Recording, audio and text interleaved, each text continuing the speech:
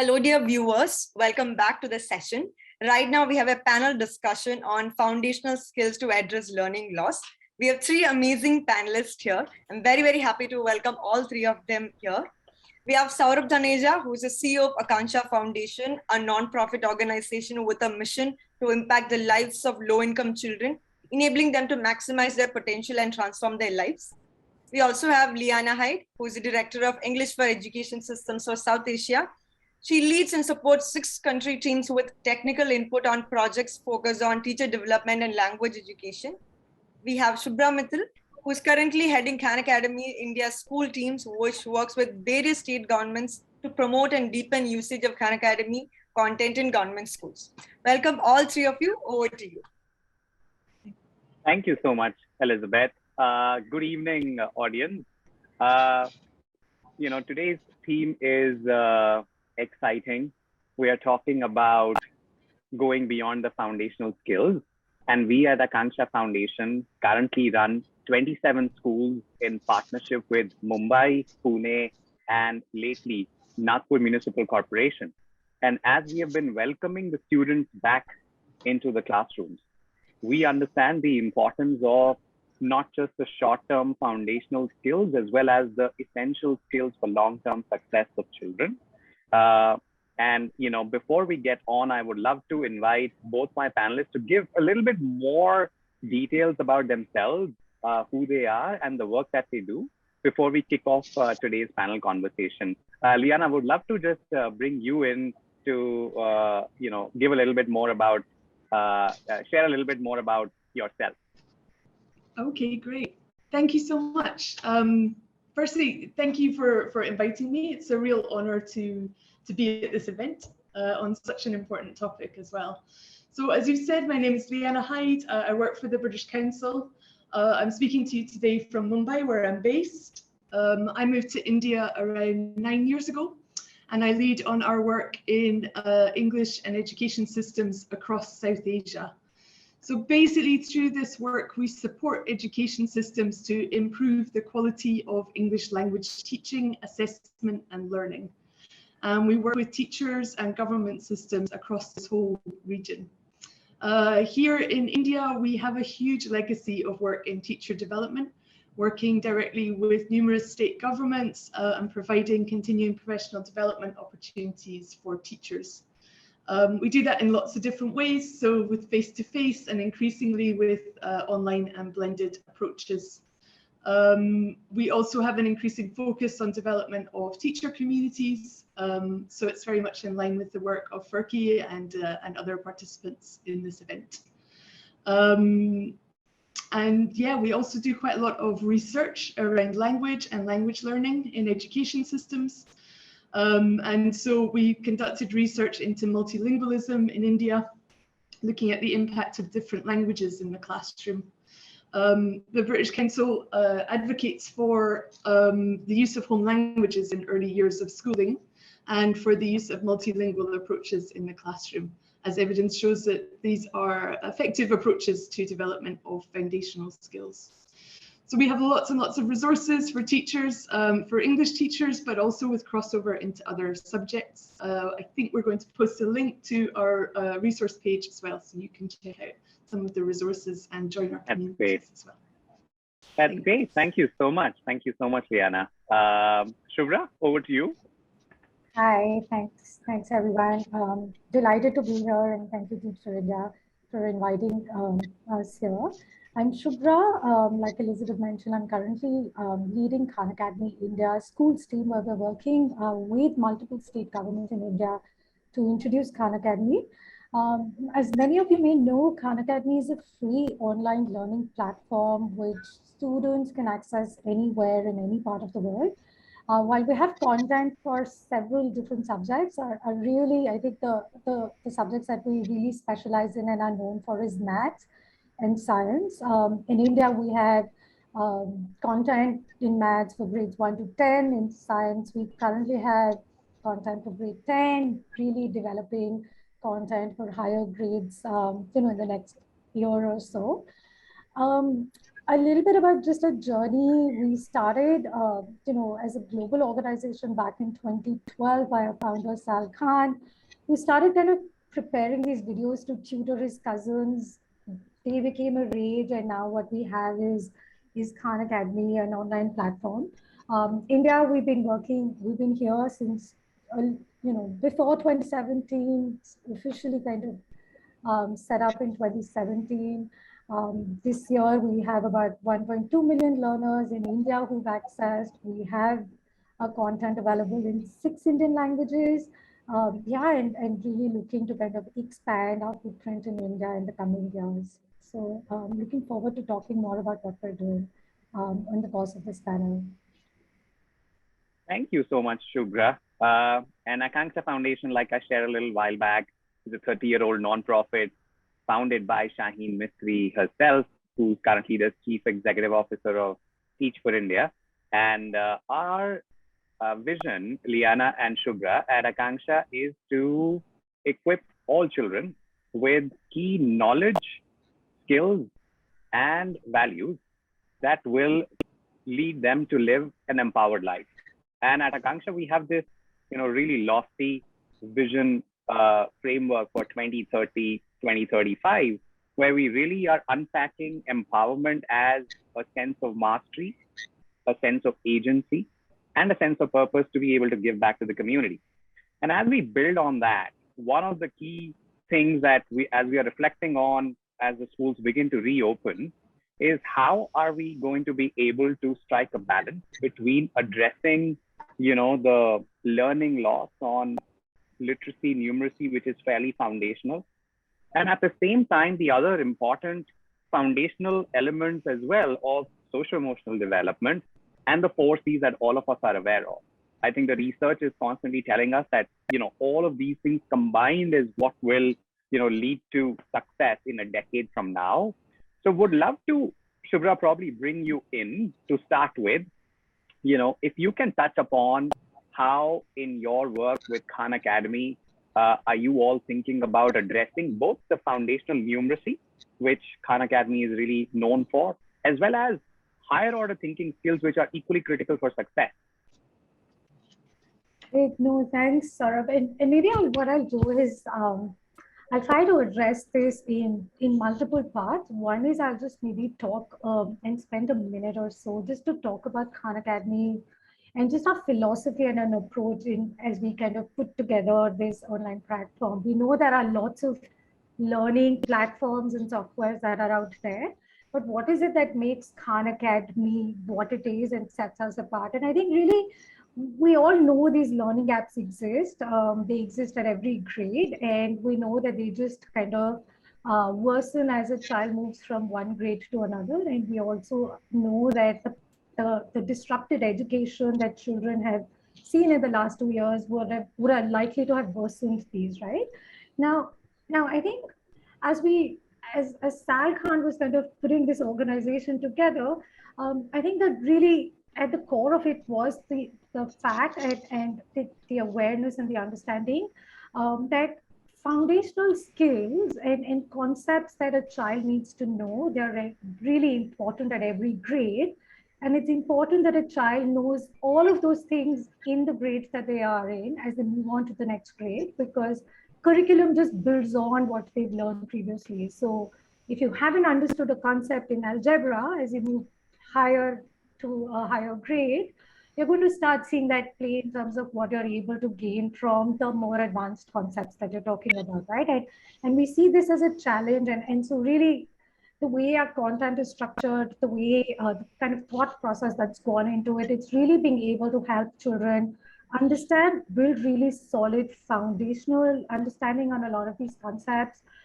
That's through practice questions that they have, that's through being able to test a particular concept in multiple ways. So it's not just 2 + 2 = 4, but you can almost kind of have the same question be tested in multiple ways to see whether a child understands addition, and you can translate that into other concepts, right? And then how do you ensure that as you're doing that, you're building the confidence of a child, right? Maths is anyway a really sort of a subject that we're all afraid of, we're all scared of.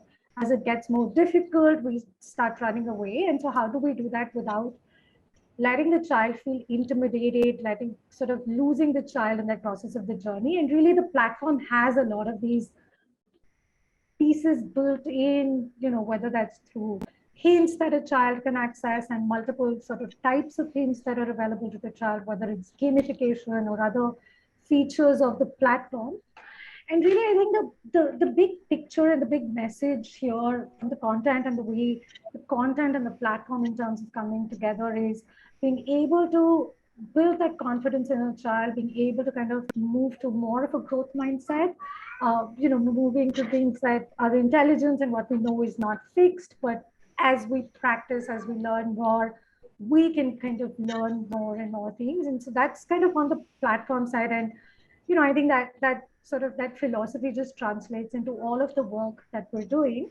And so kind of taking now and seeing what does that translate into the work that we're doing with state governments, with our partners, with government schools and children. Right, and the few ways that we believe that we need to do this. One is ensuring that this content that I'm talking about, which is vetted and highly trusted, is actually available to children in the language that they best understand and that can learn in most. And so as we go into state partnerships, one of the first things we do with them is ensuring that this content is localized in the language. So we're right now talking about Punjabi, Marathi, English, and a few other languages where we work with the state and the resources to almost recreate these resources in the language that makes it easier for the child to learn these concepts and the mastery of that. And I think that is an important and integral part of how we're thinking about building a lot of these foundational skills and building that. The other thing that we started doing and that as we're working with our states, and we know that we're having children come back with possibly huge gaps from previous academic years. What we have is a very thoughtfully curated, what we call a foundations course or a readiness program, which is essentially saying, what are some of those critical concepts from previous grade a child needs to know as they enter into the new grade, because those are almost going to be fundamental for the child to learn. And we're really working with many of our partners right now to see how best we can integrate a lot of these courses into the way the academic year and the calendar is planned. So I'll pause here to see if you have any kind of questions. More than happy to talk about any of this further. Thanks a lot, Shubhra. I think very pertinent points about, what we in Akanksha are also calling as power objectives, which are very critical for all kids to master in every grade. And I think this is the place where I'll bring in Liana as well, because you touched a lot about, the various languages in which the math content is now been made available, which is so critical to develop the critical thinking that is also crucial for long-term success. Liana, no one better to speak about, the language acquisition. So would love to bring you in, and perhaps if you can share a little bit more about British Council's approach in, looking at how do you look at the 4 C's, especially as you look at, teaching English as a second language, as well as multilingualism, Liana, which now the NEP 2020 has also spoken fairly, clearly about. Yeah, I mean, I think it's when you're thinking about the kind of the 4 C's, so communication, creativity, critical thinking, collaboration, the teaching of language, it sort of fits very well into the development of those skills. So, I mean, if you think about what is language, it is about communication, right? And so it's just ingrained into everything that we do in terms of our work with teachers, to encourage them to give more opportunities for communication and use of language. And really, that's what you're trying to do in any kind of language classroom, any language, is to encourage the students to communicate, be that in written or spoken form. So I think that it's just so core to everything that we do around teacher development and encouraging, their encouraging them in how to develop their students' skills in these areas. I think there's a lot that we do around also the use of more learner-centered techniques. So for language learning, again, it's really important to use things like peer work and group work to increase the opportunities for communication. And that, again, it helps to develop those kind of collaborative skills. I think when we look at teacher development, a lot of what we do is raising awareness of these other aspects of teaching.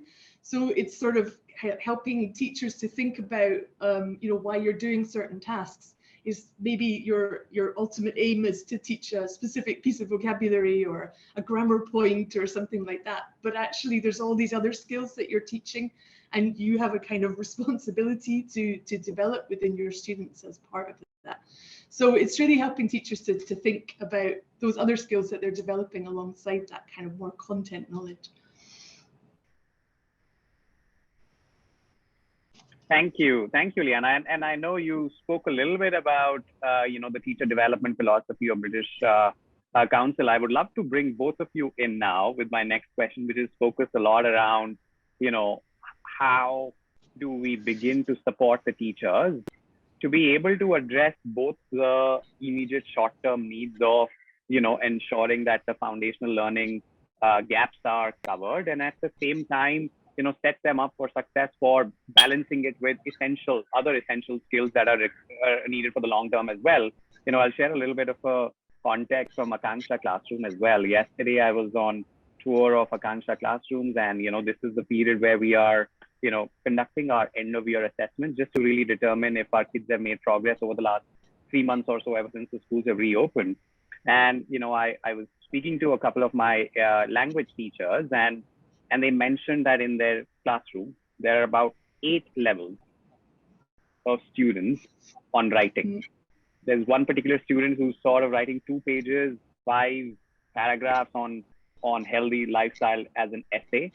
And then the same grade student, they have someone who's unable to construct one coherent paragraph, right? So, some of these struggles are going to be fairly real. And I would love to bring both of you in that in your work with the government systems right now, are you advising the government or thought partnering with the government on how to really prepare the teachers to address both the short-term needs as well as the long-term preparedness? Shubhra, Liana, any one of you can come in and perhaps if you can share a little bit of specific examples as well, if you have any.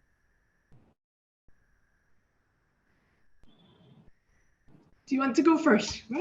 Sure, I can try and maybe we can all pitch in. Yeah, I think sort of this is, like you said, it's going to be just so critical and important to do that. And teachers will have to play such an important role. And our understanding and the conversations that we're having with a lot of our government partners is, right, everybody's kind of got their hearts and minds in the right place, and I'm just hoping that it all comes together. I think in the short term, some of the things that are going to be really important, right, and we're seeing some of these conversations happen in a couple of states, right, which is, having things like a readiness program or a foundations program, right, and almost everybody seems, that seems to be the way we're starting our academic years, and that's very encouraging. That that is recognized as the need of the hour, and that's kind of, I think true for many of our partners. I think a few other things that I think will become important or need to become important, particularly as we talk about some of the higher grades, is and we know in the past and traditionally the emphasis for teachers is on syllabus completion, right? And our syllabus is massive and time is always limited. And I just hope that that the messaging to our teachers changes from, at least in the coming couple of academic years, where we think about more of an abridged version of a syllabus, right, where we're not focusing so much on syllabus, but ensuring that students are just, whatever they're learning, we're helping and guiding students to be able to do that. And like you said, Saurabh, I think the biggest challenge is going to be for a teacher in terms of just the variation in where children are, and for her to be able, for the teacher to have tools, resources to be able to kind of cater to that very differentiated level of students and instruction. And there again, I think a platform like Khan Academy can be so powerful for a teacher, right? Where through the data and the teacher dashboard that you have is, at a student level, at a lesson level, at a classroom level, the teacher can get very quickly an understanding of what is kind of happening at the classroom level, where are sort of gaps, what does she need to do, what are kind of pieces that students have understood, what she needs to remediate. And likewise, when you kind of go into a specific topic and then at the student level, right? And I think that's going to be so critical and important for teachers to have.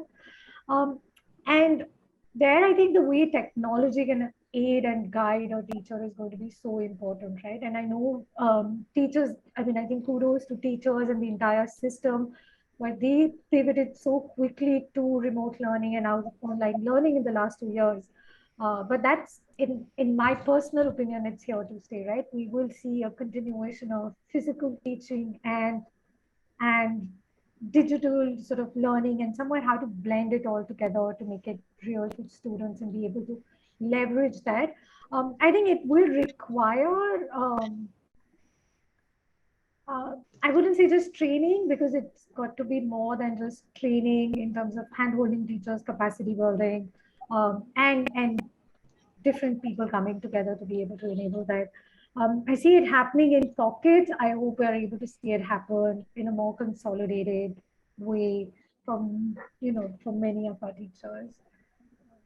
So yeah. Liana, would love I think I agree. I agree completely. I mean, I think assessment is really core in terms of how the education system can move on. I think we get tied a lot to assessment, and that feeds into curriculum, and that feeds into how teaching happens. And so there's a real need for more capacity building around assessment and support for state governments as well. And we've been working on with a couple of different state governments around competency-based assessment and how to kind of build capacity of people to, item writers, and how to actually do that. What we see, and we're doing a piece of research actually at the moment around this, what we kind of see in the classroom is that teachers get the theory of it, but the practical implication of it is really, really difficult, especially if you have, 100 kids in your class. So, like, how do you actually implement that and use the information that you're getting from it more effectively to deal with, as you're saying, these massive differences that we're seeing in the amount of learning that's taken place during the lockdowns. I think there's another really important thing is around kind of teacher communities as well, giving teachers that space to connect with each other and support each other. I think it's often a kind of bottom-up thing, so it's teachers kind of coming together themselves, but I think there's also a lot of space for government to kind of support that more, and to find ways for teachers to share, what they're doing, as opposed to all individually working on certain things. So yeah, I think there's maybe something more around that could be developed. And Thank you both. Yeah, great insight. Yeah. If I may just add, in terms of, I think, specifics, I think we're right now just preparing for kind of our programs in many of our states, and a lot of the differentiation in instruction that I was talking about that Khan Academy offers, that's the one piece that we hope to really kind of share with teachers as we kind of talk to them about the program, and hopefully, we'll see more take up from teachers around that, given this is going to be such a need of the hour for all of them. Yeah, I mean, my three takeaways, Shubhra, from what both of you shared, and something that is very affirming, even as how we've been thinking at Akanksha as well, is that one is just like very tangible skill pertaining to differentiation. Second is just connected to assessments, keeping the end in mind, and how do you really create formative assessments that will allow you to really see progress at the classroom level. third, Shubhra, I really loved how you said that, how do we bring in tech now that you've spent 24 months, familiarizing ourselves? Of course, that's, the digital divide was also a fair degree of reality in our country as well. And Liana, what you mentioned about teacher community is just such a powerful reminder that I think there is no year better than the coming year to sort of reinvigorate that spirit, where, teachers are coming together in instructional groups to be able to share their struggles as well as very specific practices of what's working. And with that, both, we have very limited time, and I would love to see, in the audience, if they have any questions of us. And in the meantime, I have one last question of both of you, which is just more pertaining to what would you say is your biggest hope, from, or ask rather from our policymakers as you look ahead to the next 12 to 24 months, 1 or 2 academic years. Liana, maybe this time we can have you first come in and share your response, and Shubhra, then you can follow.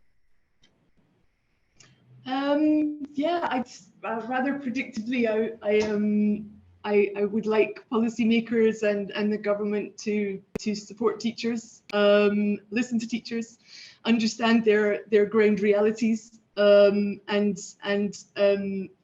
find ways in which we can really, practically support the teachers on the ground, to help them to develop student skills, and to connect teachers to, but yeah, I think it's really that listening part and making sure that there is that conversation going on between the kind of policy and the reality on the ground. We see great policy, it's really good, but how it translates, and how we make sure that happens, and without a kind of, in a sort of supportive way of teachers and respect for the really tough job which teachers are doing right now. That's my hope. Yeah. So I think I'm going to talk about my one ask, and I think I'm coming here as a parent, as a practitioner, as just somebody. I think my one real big ask to all policymakers, all governments in India is, let's make sure in the next 12 to 24 months, schools are the first to open and the last to close. COVID-19 is here to stay, and we may see waves of infection rates going up. And what we've seen in the last 2 years is very disruptive education. Schools have been the first to shut down, really the last to open. And it's been one of the most unfortunate reality for millions of students around this country. And I really hope that we see policymakers really prioritizing the needs of our children in the next 2 years, and keeping schools open so that their education is not disrupted, and we're not putting unnecessary, I think asks on our children. So yeah, I think that's really what I would say, and hopefully they can listen to students and their voices, and they all want to be back in school, and they're all loving being back in school right now. It's wonderful to kind of see that energy in school when you go to school right now, which has been missing for the last 2 years. So that's really where I'd come in. Very, very much echo both of your points, Shubhra and Liana. Just yesterday when I was there, one of the students just tugged at my shirt and said, like, can we start the school from 1st of June instead of 15th of June? So just being able to listen to the voices of our students and teachers in the coming year will perhaps allow all of us to, really move ahead collectively in addressing just the impact that COVID has left behind, especially for our schools and children from the most marginalized communities. Thanks a lot, both of you, for your time.